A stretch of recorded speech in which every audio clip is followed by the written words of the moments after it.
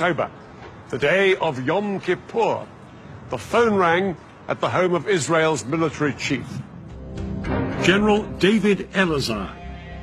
Elazar had been made Israeli Chief of Staff after a long military career and a host of victories.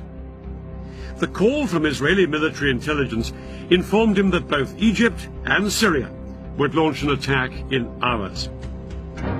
Elazar's immediate thought was to send his air force to hit the Arabs before they had a chance to strike. But that decision could only be taken in the halls of power by Israel's politicians.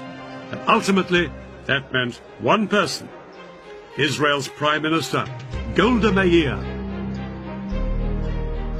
This 75-year-old was seen as the Iron Lady of Israeli politics, but she said no to airstrikes. She argued that if Israel was to win international support after the Six-Day War, it had to be seen not as the aggressor, but the victim. Elazar was appalled at his leader's reaction.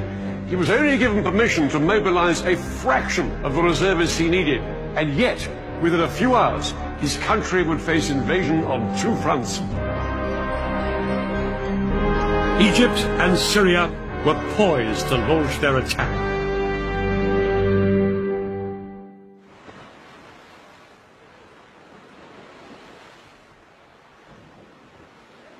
Just before 2 o'clock, the Egyptians put their part of the plan into action.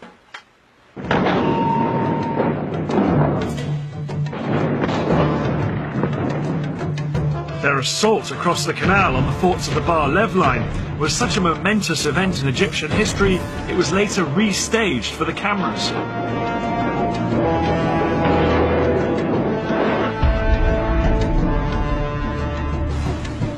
Thousands of Egypt's best-trained commandos crossed the Suez Canal in rubber dinghies. They landed on the east bank in the gaps between the forts of the Bar Lev line. The Egyptian commandos then scrambled up the high sand ramparts. They attached rope ladders to make it easier for the soldiers following on behind them.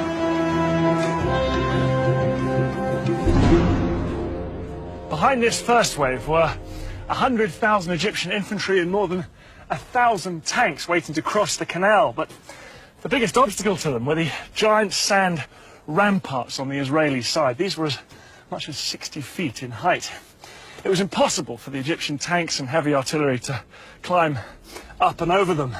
The Egyptians experimented with using dynamite to blow holes in them, but this was found to take far too long. But then one junior engineer officer had a flash of genius. He suggested using high-pressure hoses to blast the ramparts with water from the canal.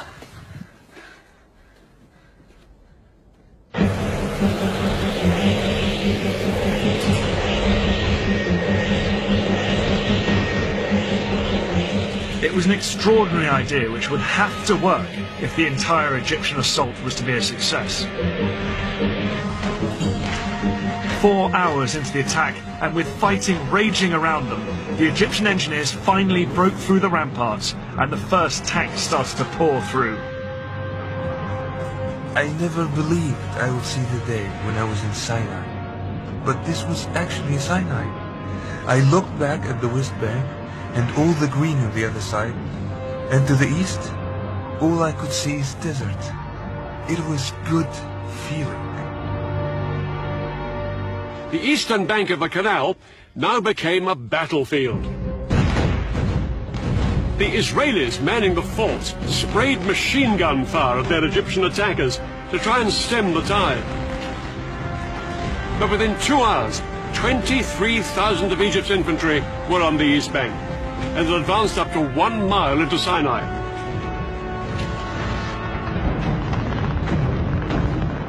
The fort was surrounded by Egyptian forces and was under constant fire. We made repeated calls for help. We fired from time to time and reported back what we saw.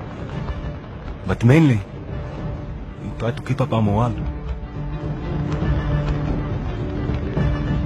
But the Israelis were sure that their air force would come to the rescue.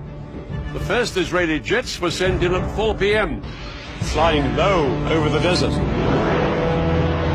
But as they approached the canal, they found themselves under attack from the ground. The Egyptian SAM missiles and anti-aircraft guns caused havoc. As Israeli planes were shot down that afternoon, it soon became clear that Egypt's elaborate air defense umbrella was working.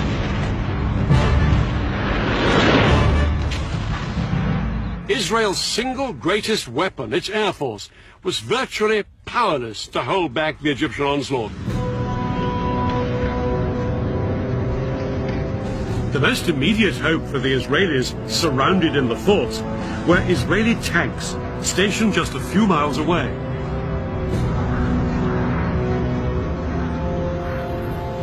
The Israeli tanks raced towards the canal. They thought they'd throw the Egyptians back as easily as they had done in 1967. But as they got closer, they found themselves coming under attack from a weapon they'd never faced before. The Saga missile. This Soviet-made weapon was specifically designed to punch through the thick metal armor of tanks. Yet it was small enough to be carried onto the battlefield in a backpack. Unlike bigger anti-tank guns, the Saga could be set up in moments. This lightweight piece of kit was made all the more lethal because the missile could be steered onto its target. 1973, the Saga was turning the Sinai into a tank graveyard. The tanks, which were the pride of Israel's army, were being destroyed by Egyptian infantrymen. Israel had begun the war with around 300 tanks in Sinai. By the end of the first 36 hours, they'd lost approximately half of this number. Things were critical for the Israeli soldiers in Sinai.